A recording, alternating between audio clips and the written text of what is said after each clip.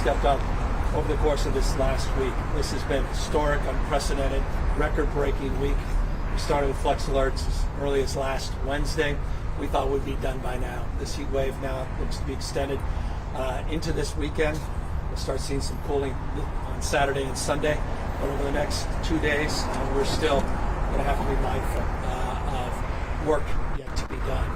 That said, what folks were able to accomplish last night through conservation, some 4,000 megawatts of conservation, is extraordinary. And had it not been for the efforts of literally millions of Californians just to turn down a light or turn down a thermometer and not use a large appliance, we would not be in the position we are today. So we're encouraging folks again tonight.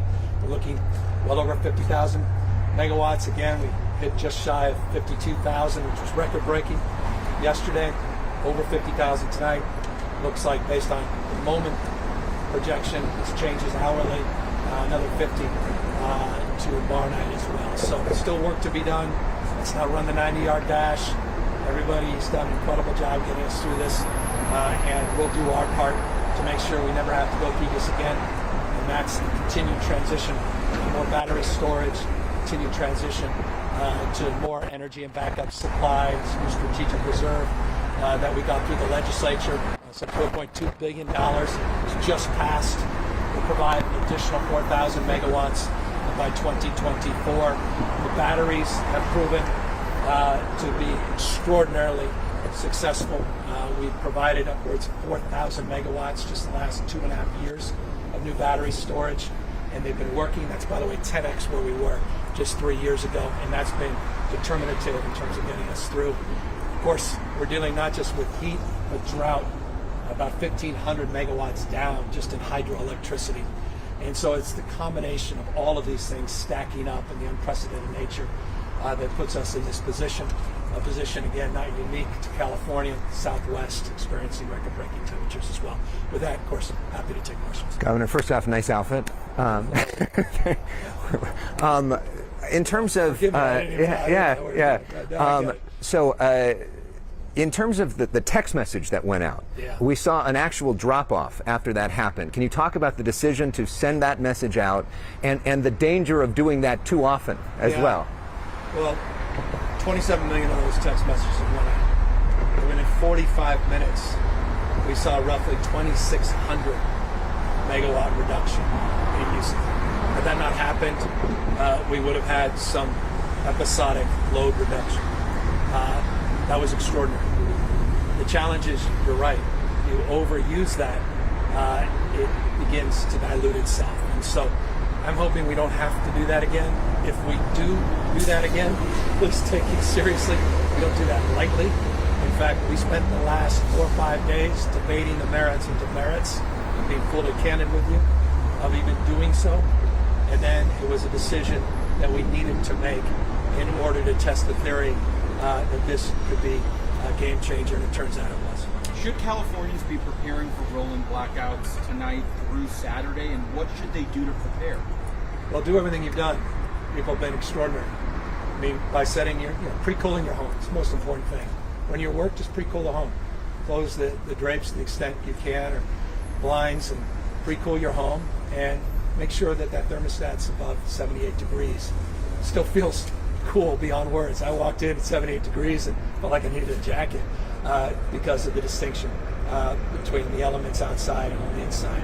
And just don't use the largest appliances to the extent you can. I get it. Like, I'm not. We're asking people during those peak hours. And the peak hours, we talk about 4 to 9. Peak hours we're really focused on, and I don't want to dilute 4 to 9, but 6 to 7 last night was really the pivotal hour where those text messages that went out, people reduced energy and they got us through. So we're hoping, again, we don't have to send the text message again tonight, but keep doing what you've done. 1 or 2 more nights of this, and we will turn the page, and we will fast track, as we've been doing, historic levels, our transition with the reliability of our systems. Do you think less this strain because the Bay Area is not as, the temperatures dipped a little there versus last night? You're seeing temperatures about 20 degrees cooler potentially in the coast today, particularly in the Bay Area. Yeah. But you still are seeing these record-breaking temperatures in almost every other part of the state. I mean, this may feel cool today down here in Southern California compared to yesterday, but the reality is we're just dealing with stuff we've never dealt with. We run projections. We ran projections. We threw out the old playbook a couple of years ago. We threw out all the old playbooks in terms of our scheduling of worst-case scenarios. Even the worst of the worst-case scenario never extended for a week like this. We had a heat dome in August 2020. It was a 2-day period, record-breaking. Usually experience those for 1 or 2, maybe 3 or 4 days. This thing's extending beyond a week, and it's putting stress and strain that's unprecedented in the state's history. But again, I want to remind everybody, this is not permanent. We are accelerating that transition. You saw what we did in Diablo Canyon last week. What you may not have seen was the additional $7.9 billion for clean energy projects. These battery projects, that's the game changer, and they're moving at historic levels. And here's why I have confidence in the future. The projects were taking upwards of 6 years to bring online when I got here. Remember, I didn't get here 10 years ago. I got here just a few years ago. We now are fast-tracking the delivery of these projects, and working with the legislature last month, we actually have changed the permitting to deal with abuses and delays around permitting inside of these large-scale projects. And that gives me much more confidence that we can meet the ambitious goals as we move to 2035. Speaking of the timeline, Governor, is there a turning point in the timeline with all this development coming online, all the accelerated steps? Will we be here a year from now still, or is it enough time where it would be a fun? We're moving at a record-breaking pace, 4,000 new megawatts in the last 24 months, dealing with hydroelectric supply issues, which obviously have offset little of that.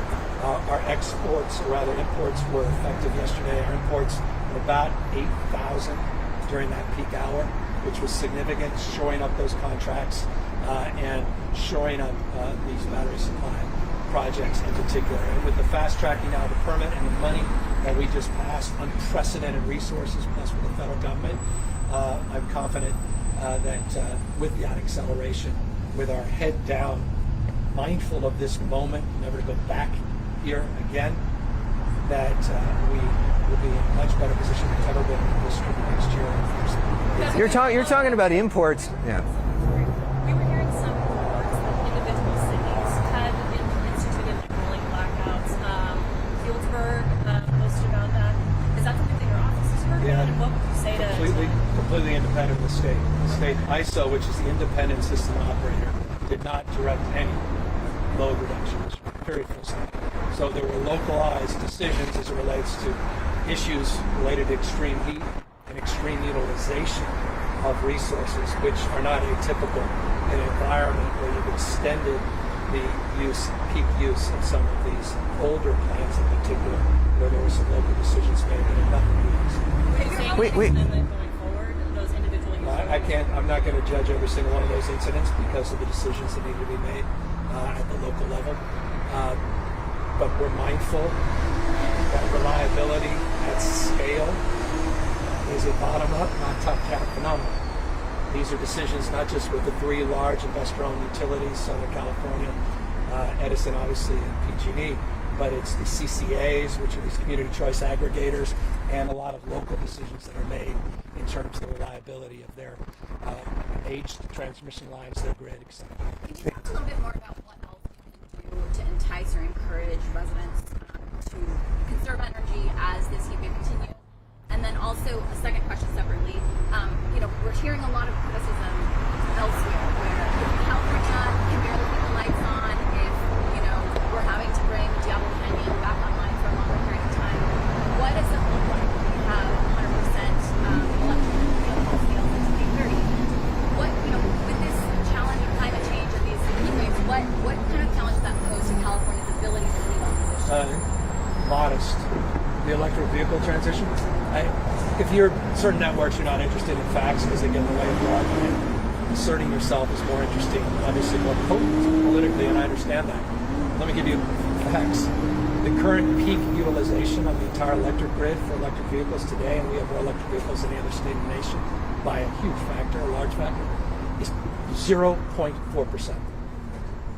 We project 4% when we completely accelerate to 2035 in the entire grid.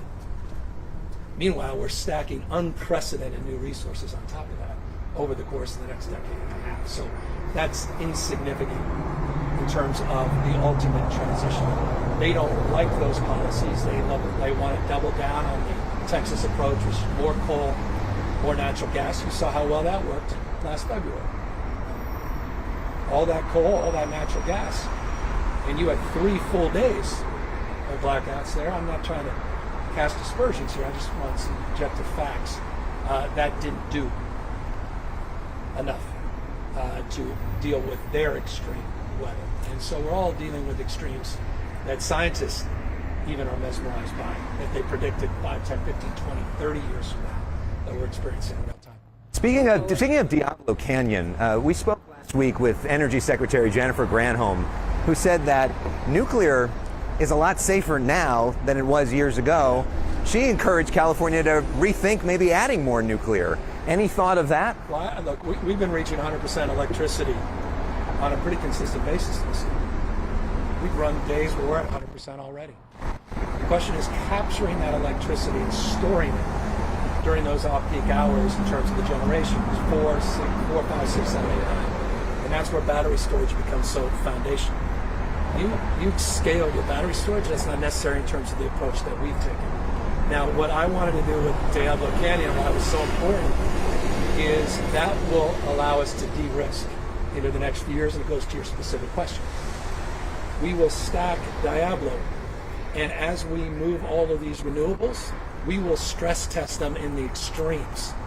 And we won't turn Diablo off until we know that we are out on the other side of that extreme testing. So that's the difference here. It's the insurance policy that allows us to stack green energy with the reliability and the base load that gives me real confidence. And what do you think about Following up on Christine's question, we're still, despite the clean energy transition, still gas reliant right now, like more than 50% of gas the last couple of days. What can be done, especially with these gas plants here in California, to actually get them shut down like there's... Well, Diablo was a big part of that.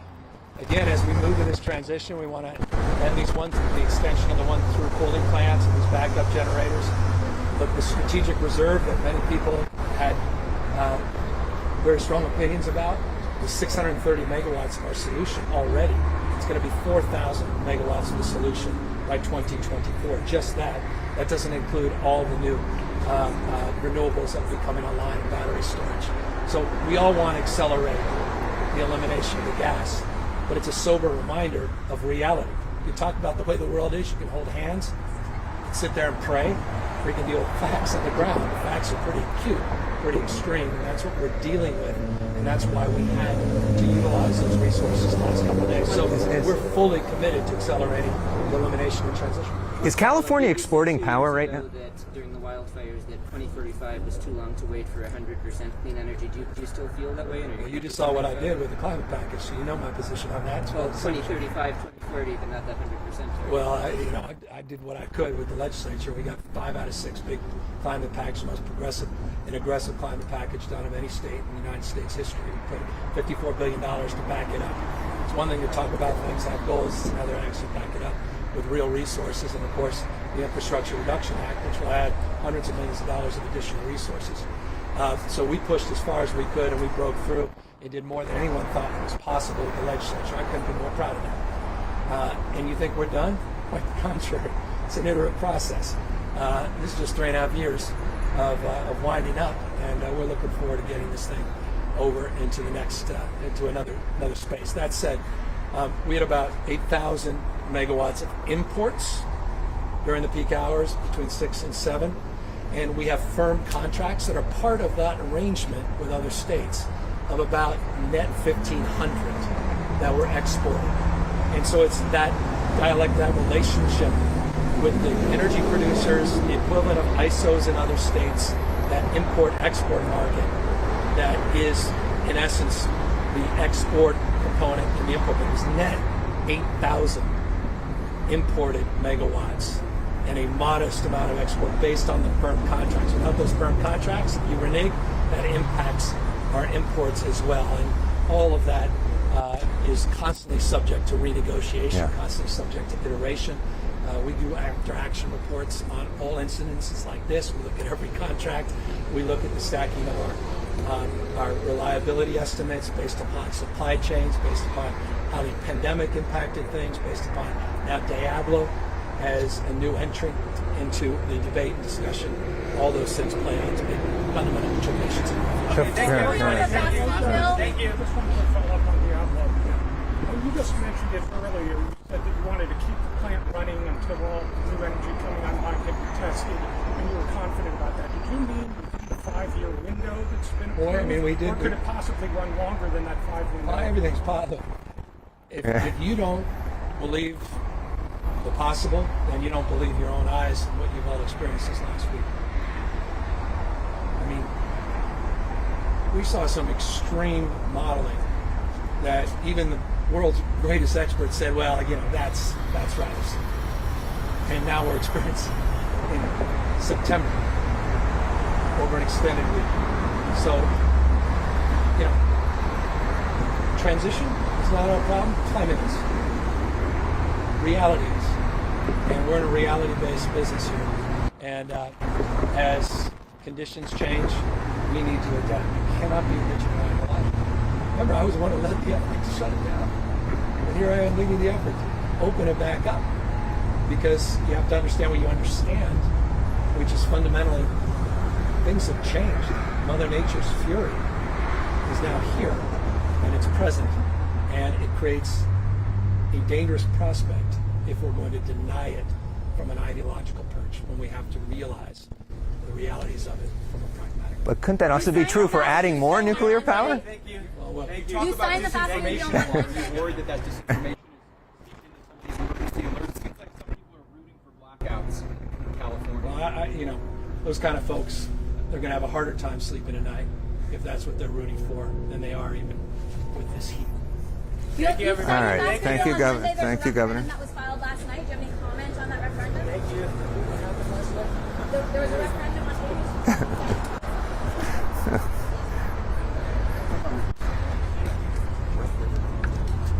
On a fast food bill, I think is what she was asking about.